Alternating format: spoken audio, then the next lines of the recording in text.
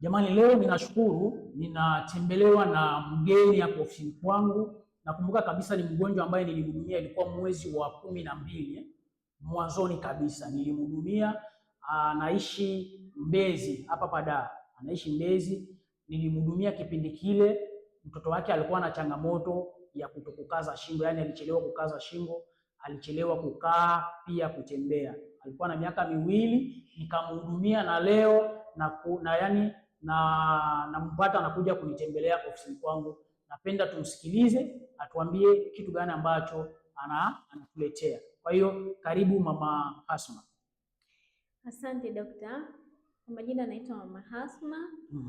Na mtoto wangu kweli alikuwa na changamoto ya kutokukaza shingo, shingo yake ilikuwa inalegea. Mpaka sasa hivi ana miaka miwili, lakini ndani ya hii miaka mtoto wangu alikuwa hajakaza shingo, ambapo hiki ni kitu cha ajabu sana kwa watoto. Kwa hiyo hali nilihangaika nayo, nilihisi kama mwanangu amerogwa. Lakini baada ya kuhangaika, kuna siku moja nikakutana na mama mwenzangu hospitalini, nilikuwa nimeenda kliniki. Nikakutana na mama mwenzangu anaitwa Mama Abdul, akaniambia kwamba hii changamoto inatibika. Ndo kanipatia namba yako ambapo uliwahi kumsaidia na yeye mwana alikuwa na changamoto, alichelewa kutembea. Kwa hiyo akanipatia hiyo namba, ndio nikawa nimekutafuta. Nakumbuka ilikuwa ni mwezi wa 12 mwanzoni.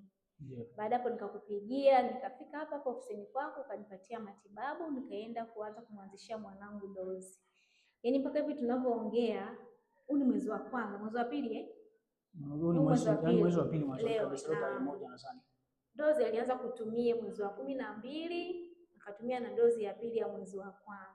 Yaani mpaka nimefika hapa leo, mpaka nimekuja leo, mwanangu ni mzima, hajambo.